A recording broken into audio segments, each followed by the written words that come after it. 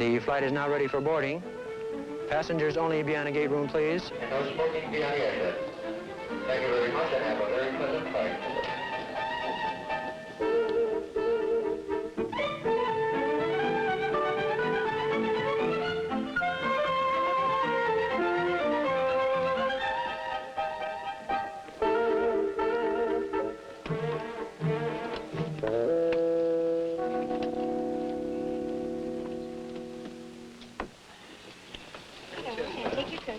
Thank you.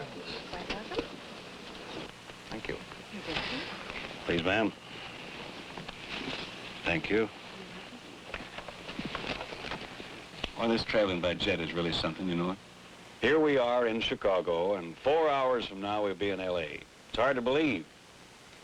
You do much flying? Quite a bit. Oh, brother, so do I. I'll bet you I've got as many hours in the air as our pilot up. Well, almost as many anyway. I've been flying for years. Matter of fact, yes, ma'am. May I have your ticket, please? Surely. To Los Angeles? That's right. Mr. Peacock? Yeah, like a bird.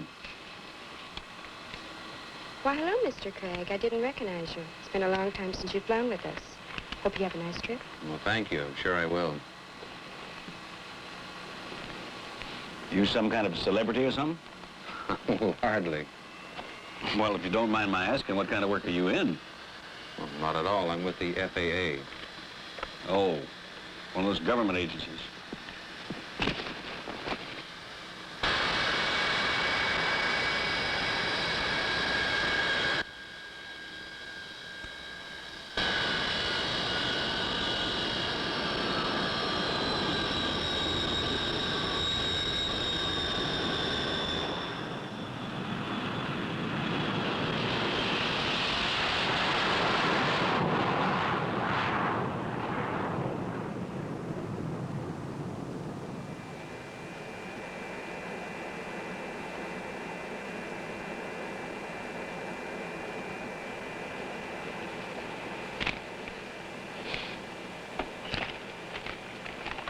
Oh, the FAA. You mean you're with the Federal Aviation Agency? That's right. Well, you must excuse me for being so stupid. With all the traveling by air that I do, you'd think I'd recognize those initials, FAA, anytime I hear them. Well, there are a lot of government agencies known by their initials. It's pretty confusing sometimes, even to those of us who work for the government. Yes, but FAA. For Pete's sake, I've sure read enough about you fellas. But there's one thing, I've never been able to figure out exactly what you do. Well, of course, you know, the FAA's basic job is to foster aviation. Yeah, sure. My own particular specialty is air traffic control. Oh, you work in one of those airport control towers. Well, I've spent some time on a tower, that's true, but that's only one part of air traffic control. With all the planes we have flying today, there has to be more to it than that. What do you mean? Well, consider that this plane we're on is just one of some 100,000 aircraft in the United States today. And about 5,000 of them are in the air with us right now. Right now? You know, it always makes me a little nervous when I see another plane in the air, but then I figure that the pilot up there sees him before I do and keeping out of the way. Well, of course, the pilot's always looking out for other aircraft, but he needs help because of the speeds planes travel today and because of bad weather. Our job is to keep him separated from other aircraft under our control and to help him in avoiding aircraft not under our control. Well, you mean fellows on the ground like you control these flights I take? A good many of them, yes. Of course, the pilot always makes the final decisions on the operation of his aircraft, like determining whether to take off or land, whether to operate on an instrument flight plan or conduct his flight in accordance with the C and B scene principle. During good weather, many pilots operate visually, on their own, without air traffic control assistance. But there are over 18,000 specialists working around the clock in facilities throughout the system to assist him on his way and help bring his flight in safely. 18,000 men. What do they all do? I want to warn you, you're getting me started on my favorite subject. Well, with all the flying I do, it could easily become my favorite subject too, so go ahead. All right. Well, let me start by explaining what makes up our air traffic control system. Now, first of all, the airspace in this country is divided into a number of geographical areas. Flights through each of them are controlled by an air route traffic control center. An air route traffic control center is a complex facility where many air traffic controllers work to control the flights of aircraft on instrument flight plans through their particular area. They keep track of all aircraft under their control, using radar wherever possible, and are in constant voice contact with them by radio. Chicago Center radar contact crossing Victor 429.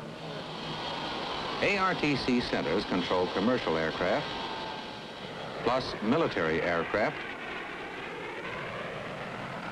as well as many aircraft in the group we call general aviation. This includes all the other kinds of aircraft, private planes, business aircraft, and so forth. General aviation accounts for about 3/4 of all the civilian flying in the United States today, a sizable part of our workload. All aircraft are served by about 340 flight service stations. Here we provide flight briefing and weather information for pilots, both pre-flight and in-flight. These flight service stations are located at airports throughout the country, and as far east as Puerto Rico, and to the west to Guam and Samoa. And of course, there are more than 270 FAA control towers in service at major airfields. The controllers in these towers provide traffic control services to aircraft taxiing on the field, taking off, and landing. Roger, Continental 21 taxi in a position and hold. An important part of many tower facilities is what we call the radar operations room, a radar-equipped area where controllers handle aircraft as they approach and depart from the field or terminal area.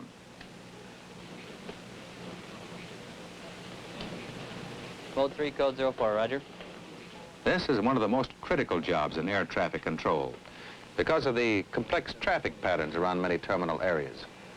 You know, it's hard to believe, but last year in this country, there were more than 26 million takeoffs and landings handled by air traffic controllers. And the number is increasing all the time.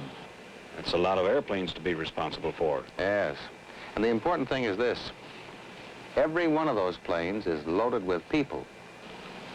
That's the thought an air traffic controller never lets out of his mind.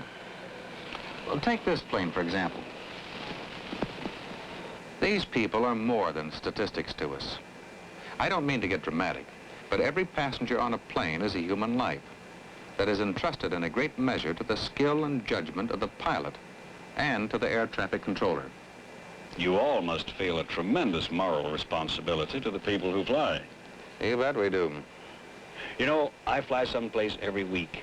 I get on board the ship and the plane takes off and I sit back and read a little, talk to my neighbor, snooze a little.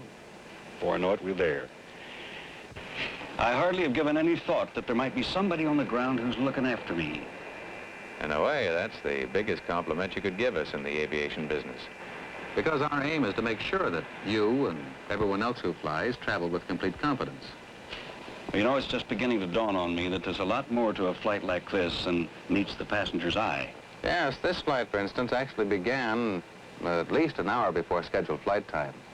See, after the pilot studied the weather and other details, he filed his flight plan with the company's operations office. The clerk passed it on to the Chicago Air Route Traffic Control Center.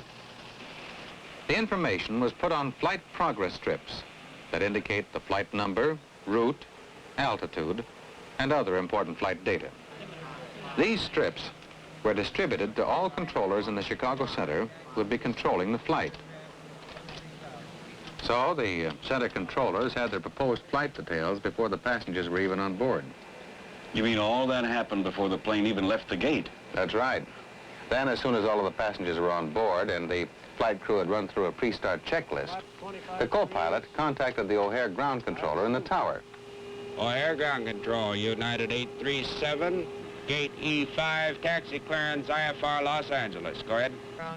In the tower, air traffic controllers manned different positions associated with the departure phase of the operation.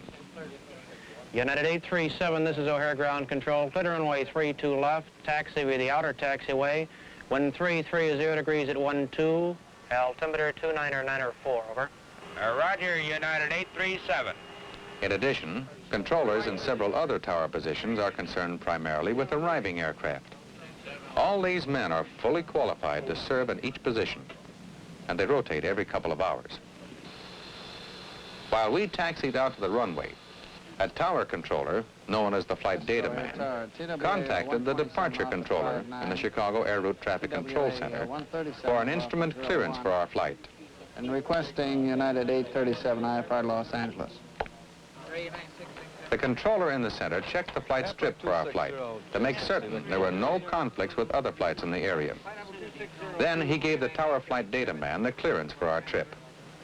United 837 Slant Bravo cleared to the Los Angeles airport by Victor 172, Victor 1508 Charlotte.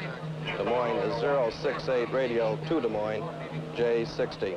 Maintain 5,000 until Malta, then climb and maintain flight level 260, TS. A clearance delivery man working with the ground controller passed this clearance along with local departure instructions to our pilot while taxiing to the runway. Maintain 5,000 until Malta, then climb and maintain flight level 260. Climb to 2,700 on departure heading. Reply code 10, over. ATC clears United 837 to the Los Angeles airport. Victor 172, Victor 1508 Charlotte. Once the co-pilot repeated the clearance and the pilot had run through his pre-takeoff checklist, the co-pilot advised the local controller in the tower that we were ready for takeoff. O'Hare Tower, United 837, ready for takeoff, 32 left. When traffic permitted, the local controller in the tower gave us our clearance to take off.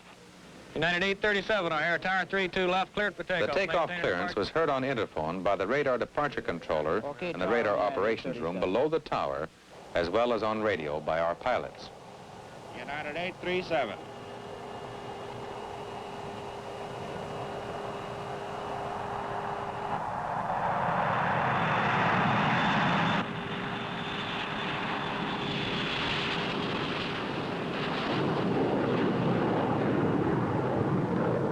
Once our flight was airborne and clear of traffic in the immediate area, the tower instructed our pilot to change to the frequency used by departure control in the radar operations room. O'Hare departure control, United 837, standing by your frequency. We had been observed on radar since takeoff. United 837, this is O'Hare departure control. Radar contact, turn left heading 240, intercept Victor 172, over. When we approached the radar control handoff point in O'Hare's terminal area, the departure controller began procedures to hand us off to the Chicago Air Route Traffic Control Center. United 837, intercepting Victor 172. 4 miles from Victor 429er, over. Roger, United 837. Chicago Center, O'Hare departure. Chicago Center. Go ahead, O'Hare. United 837, 3 miles east of Victor 429er, code 10.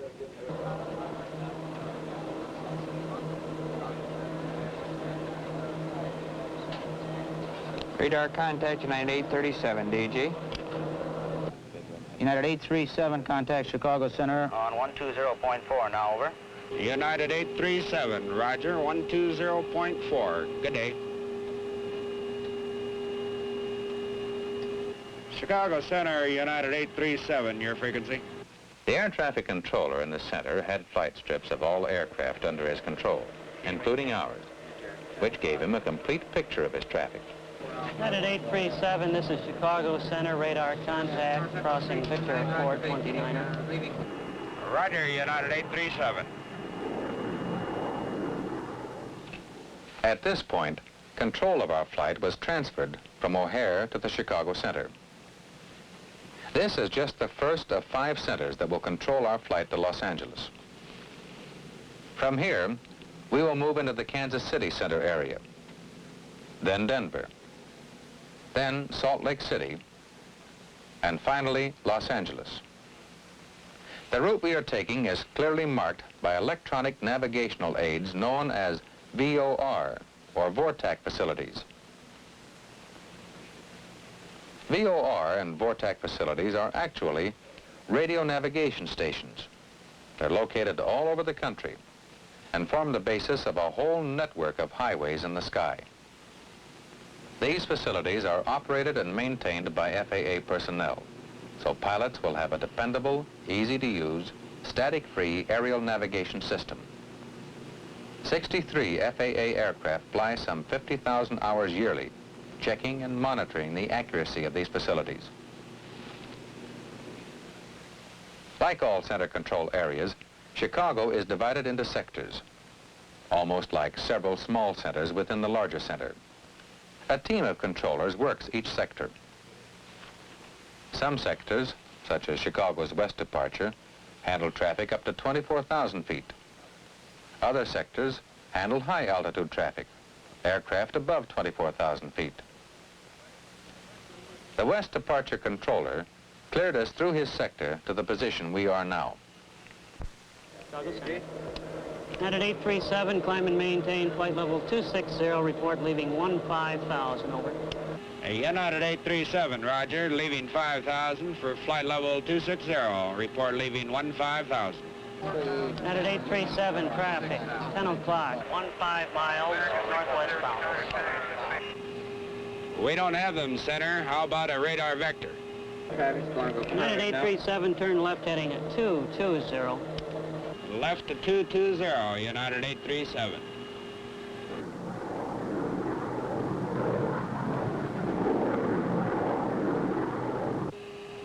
Ladies and gentlemen, this is your captain.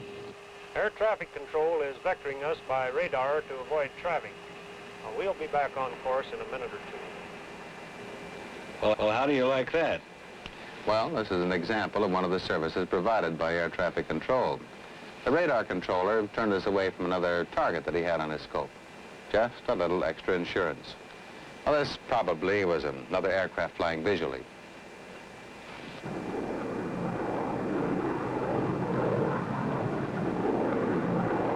It looks like they're turning us back to course now. Yeah, I believe they are. You know, there's one thing that bothers me. How do you know if this spot on the radar scope is us or someone else? Well, there are several methods of identifying a radar target. If we're communicating with the aircraft, the simplest one is what we call a radar beacon. Normally, the target is seen on the controller's scope as a double slash. If for some reason identification must be verified, the controller asks the pilot to respond by pushing a button in the cockpit. If this is the aircraft, the target blooms. Now, there are other methods to identify aircraft, but this is the quickest. It all seems so simple. You wouldn't think so if you ever saw the inside of a control center. It's the most complex scene imaginable. Controllers everywhere, radar operating, voices calling, phones ringing, lights blinking. But to the air traffic controller, it all makes sense. For out of all the complexity comes an orderly and effective system of air traffic control.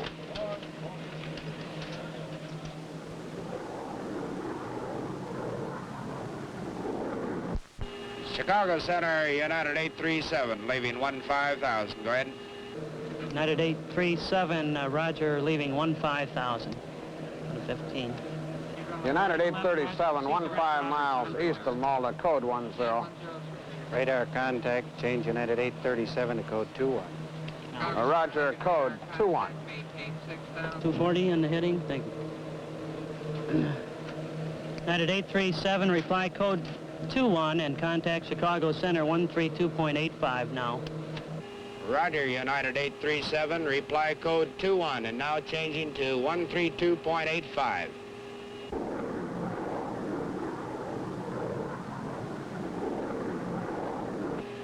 Chicago Center, United 837 on 132.85.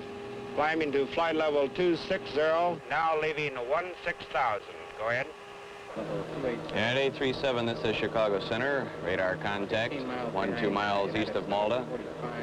Climb and maintain flight level 350. Report leaving flight level 240 and flight level 280. Over. United 837, roger. Climb and maintain flight. The Chicago High Altitude Controller controlled us right on up to our assigned flight level. That's the way it goes. 24 hours a day, 365 days a year. Planes inbound, planes outbound, planes going up and coming down, planes at 40,000 feet, planes at 4,000. He has to be able to visualize a three-dimensional area more than 5 miles high with local patterns, radio aids, minimum altitudes, departure routes, holding a mountain of material fixed in his brain for instant use. There's no time for hesitation with the speeds of today's aircraft. Decisions must be made quickly, and they must be made right. This is the way it is as our plane is handed from controller to controller, from center to center, all the way to Los Angeles.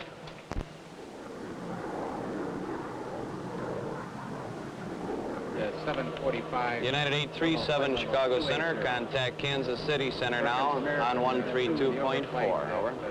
Kansas City Center, United 837. Okay, right there. United 837, this is Kansas City Center, radar contact, 5 miles east of Des Moines. Enjoy doing it. Enjoy the traveling. I represent a real good, well, an awfully good line. Denver Center, United 837, requesting flight level 310. Headwinds are quite strong here at 350. Go ahead. United 837, Denver Center, stand by. Transfer 27. United 837, unable to approve flight level 310, account converging traffic on J80. United 837, this is Salt Lake Center, stand by this frequency. Los Angeles, go ahead. United 837, 25 northeast of Boulder City, YM. Well, it seems to be obvious to me that it must take a special breed of man to be an air traffic controller. Well, that's what they say. The main thing is the ability to combine quick, accurate decisions with sound judgment. I guess some people just do that a little better than others. Where do controllers come from? Like you, for example. How'd you get started? Well, I was a pilot during the war. Well, that's where a lot of our FAA controllers got their basic experience necessary for the job. Then a lot of our people were controllers in the military service. And then there are some without any experience who showed themselves to be especially suited for this kind of work by showing up well on the aptitude and psychological tests worked out by FAA Civil Air Medical Research Institute. Well, what about training? It must take an awful lot before a man can handle this kind of a job. 2 years of the most intensive training you can imagine, including periods of special training at the FAA Academy in Oklahoma City. Here, trainees learn about such things as aviation weather, We approach the center of the low-pressure system. navigation aids, civil air regulations, flight assistance service, radio telephone communications, and they begin qualification training for their career in an ARTC center, flight service station, or in a control tower. About 605, right turn approved. Transworld 55, cleared to land. This kind of training makes sure only the best men survive. We do everything we can to find out if they can take the kind of situations likely to occur under actual conditions. Because if they can't, we want to know it now, when no human lives are at stake. Dead air 06 Alpha, cleared to take off. Tower runway 35, Send Gulfstream around. Gulfstream 701, the Gulf, go around. Stop the problem. You're using poor judgment at this time here. The men who handle it stay around. The others don't make the grade. Now, after a man gets his certificate from the academy, he goes into on-the-job training in either a control tower or center or flight service station. And it takes 2 years before he's a full-fledged controller. Just about. But even then, his training doesn't stop. Controllers are always getting advanced training in such things as radar and radio phraseology, and operating the new equipment that's constantly being developed to help us do our job. In fact, I'm on my way to Los Angeles now to help set up a new voice improvement training program. Ladies and gentlemen, this is the captain. We are now approaching the Los Angeles area, but we have been advised by the Los Angeles Control Center that low-level fog and smoke is causing inbound traffic delays, and we must hold at Downey before we can be cleared for our approach. In the meantime, will you check that your seatbelts are fastened, please? Well, now an announcement like that has a little more meaning for me. The Los Angeles Center Controller has directed us to circle until the controller in the radar operations room clears us for an approach to land. Huh? Is that right? That's right. Here, let me show you. Now, we're approaching Los Angeles at about 20,000 feet. Now, we're holding here over down. That's a radio facility on the ground. The pilot navigates in this pattern without radar assistance, since other aircraft at different altitudes in the same holding pattern make it impractical to follow any one aircraft on radar. When traffic permits, the center brings us down and control of our flight is transferred to approach control. After we leave Downey, the approach controller will pick us up on radar and guide us to the final approach course to the runway.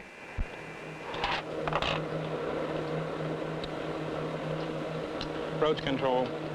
United 837 at Downey, leaving 10,000. Your control now. Roger on United 837. United 837, contact Los Angeles approach control on 124.9er now. Over. United 837, JD. Los Angeles approach control, United 837, Downey, leaving 8,000. Go ahead. United 837, this is Los Angeles approach control, Roger. Depart Downey, heading 275. Descend and maintain 3,000 for vector to the ILS final approach course. Weather, measured ceiling 500 overcast, visibility 2 miles, fog and smoke. Wind 260 degrees at 12. Altimeter 299er5, over. United 837, leaving 6,000, and we'll leave Downey heading 275.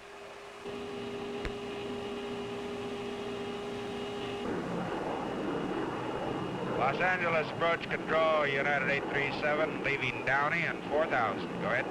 United 837, radar contact, descend to 2,000, 7 miles from the outer marker. Turn left heading 245, cleared for ILS 25 left approach. Radar advisories on localizer voice. Contact Los Angeles Tower on 118.9er now, over. United 837.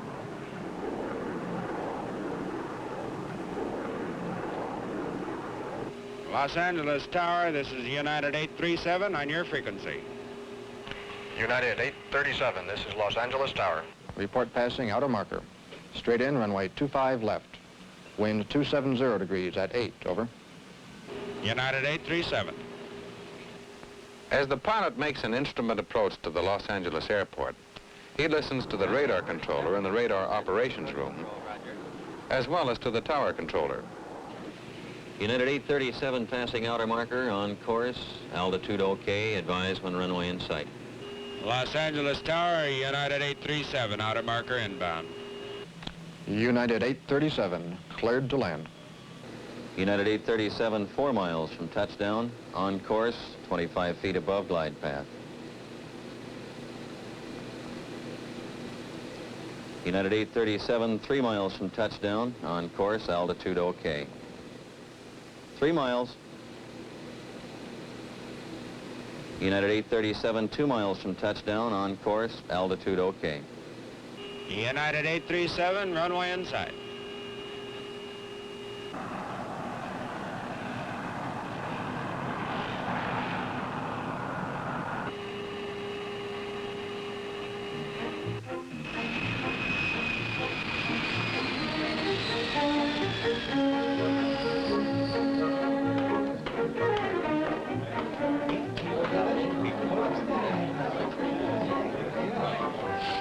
Well, I warned you not to get me started about air traffic control. You know, I'm afraid I've talked your ears off. Oh, not at all. I've enjoyed this flight more than any I've ever made. you know, getting behind the scenes and learning how all this happens. Let me say this, Mr. Craig. Speaking to all the air traffic controllers from all of us who fly, thanks for helping to get us there safely.